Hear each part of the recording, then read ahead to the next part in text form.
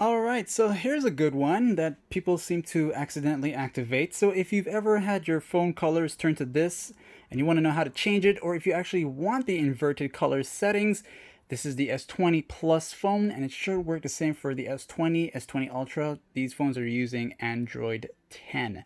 So we'll go into settings if you want to change that. And by settings, you'll be taken to the screen on top here like this. You'll start from connections and you'll just go down to where it says accessibility. That's your keyword there. So accessibility.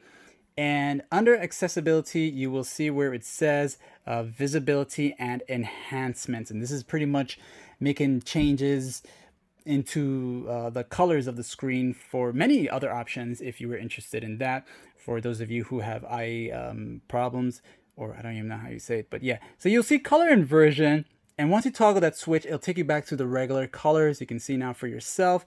And of course, you just go back to that accessibility, visibility enhancement.